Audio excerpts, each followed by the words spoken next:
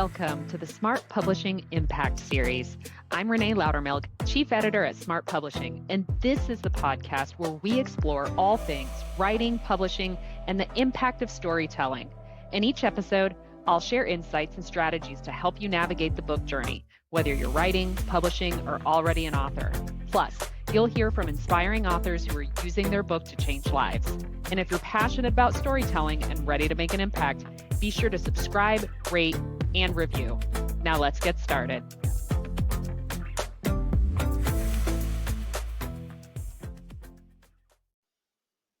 Hello and welcome to another episode of the Smart Publishing Impact Series. My name is Renée Loudermilk, Chief Editor for Smart Publishing, and today's episode is a solo episode. I've had some really great episodes here lately with guests. I'm working on having another guest coming on soon who is someone who specifically works with people who want to increase their speaking opportunities, become keynote speakers, those sorts of things. She runs an agency that helps people get speaking opportunities. And so since I know so many writers want to get speaking opportunities, I thought that would be great to talk to her and get to share a lot of information that would be helpful to know in determining, one, do you want to pursue those speaking opportunities still once you know a little bit more about it, and two, how to go about it in the best way. And then I'm still going to get my co-founder and husband, Jonathan, on here. I think it would be fun to just talk a little bit about how this company started and our story, and then some more details about how much we talk about with our authors on a daily, weekly basis that people commonly ask questions about, or helps with the process of both writing, publishing, and then marketing a book long term. So I think that would be great. So anyways, today's episode, you're going to see me, if you're watching this, I'm going to keep looking down because I've got a summarized talk that I did a while back that I wanted to bring to this podcast, and it's all about AI. So we get a lot of questions about using AI to write books, and we got so many questions that I made a couple posts on a couple platforms a while back, one of those being Facebook. And it's interesting because those posts kind of got crickets on them, and I don't know if it's just because I did an okay job of sort of summarizing all of the different topics that come up when you talk about using AI to write books, or if it's just because people were like, didn't really know what to say. I don't know. I do know that there are very many people interested in that topic because of the amount of questions that we field about it all the time. So that's why I'm doing this for an episode, because I think it's really important to talk about. And there's a lot of nuances here when it comes to AI. So, the first thing that I want to say is that I love AI. AI is great. AI has made so many lives easier. It's made my life easier in so many different ways. It has leveled the playing field in a lot of different areas. One of those areas, I most recently used AI to do an analysis on something that was going on with my car. It did an incredibly good and accurate job, and I was able to utilize that to make sure that I wasn't getting messed over at the car repair place. So when I talk about an incredible tool for evening the playing field, that's what I'm talking about, is the ability to go out and do an analysis and a summarization of a whole bunch of information that if we took it upon ourselves, me being a busy mom and person helping to run a business, there's no way that I would have the opportunity to do that. It's just not an even playing field in that sense. So I think that AI is an incredible companion tool.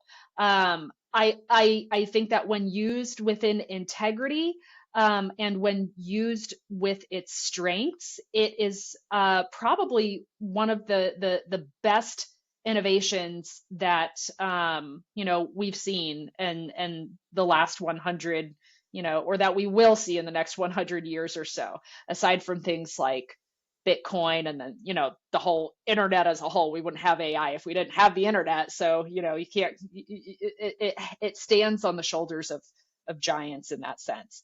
But, as an editor, when I hear about the idea of writing a book with AI or using AI to write your book, that's where it starts to get, blur the line of integrity, in my opinion. And that's because if you have an authored work that has your name on it, even by US legal standards from an intellectual property standpoint, it needs to be your intellectual property, not the amalgamation of a bunch of different other people's intellectual property that already exists out there, that it is using to essentially draw and synthesize from. So, what do I think is perfectly acceptable? Using AI to help you with research. Oh my gosh, huge time saver there. Using AI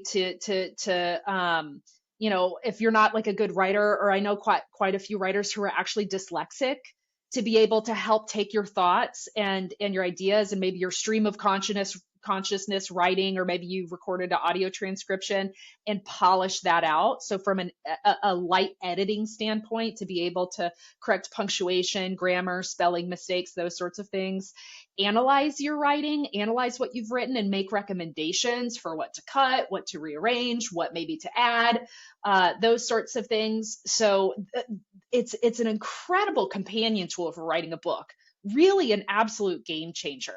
But if you're simply sticking a prompt in there and saying, I want you to write me a book on, the expansion of the solar industry, and you're not really contributing anything to the intellectual property of that, you're not contributing any kind of thought leadership to that book, that's lazy. Come on, let's face it. It's lazy. It's out of integrity. It's not your book by US copyright and intellectual property standards. It's actually not legally defensible. You can't put a copyright on it. Well, you can, and the copyright registration office that doesn't do a deep dive into everything may actually send you your registered copyright. But if you get into a court of law and it's found that that was AI generated, it's not yours. And that goes back to case law on, if you listen to one of the other episodes that had our IP attorney, Michael Porapat, talking about case law and how it reflects on AI authored content, that goes back to the monkey selfie. Where there, was a monkey that took a picture of itself with a photographer's camera. The photographer was selling that picture and making money off of it. PETA sued that guy and was like, "Hey, the monkey took the picture." And then when it went to the courts was like, "Yeah, but intellectual property is something that has to be human authored. The monkey's not a human, so it's Creative Commons, or it's public." It's public domain, essentially. It doesn't belong to anybody.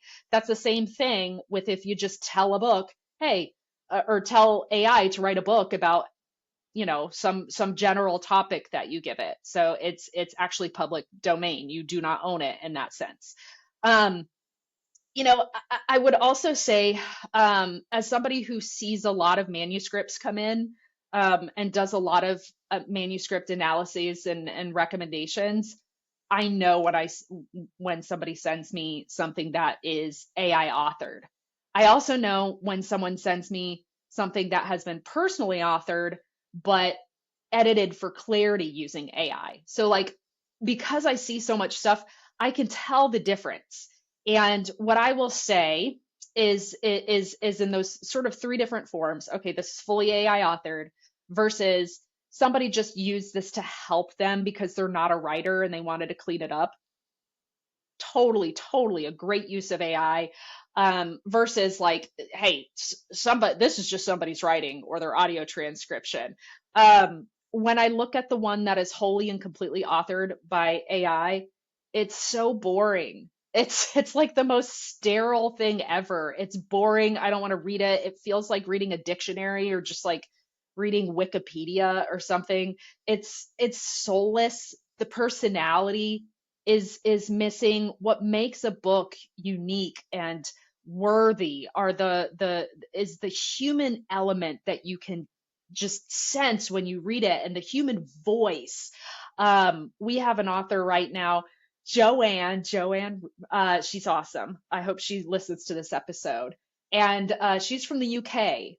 And her book, I keep telling her, it's so much fun because she's kind of this like, she's got this like cheeky, like if you would use the UK stuff, Joanne, I hope I'm using this properly, but she's got this cheeky personality where she will just kind of fly off the handle sometimes and say a whole bunch of stuff with British slang, and it's hilarious reading it. And she's writing about things in the real estate industry.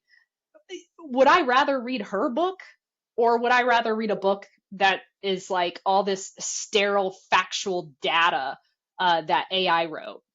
10 times out of 10, I'm going to read Joanne's book because that's given me a great experience. And that's why a lot of us read. We don't just read for the information, we read for the experience.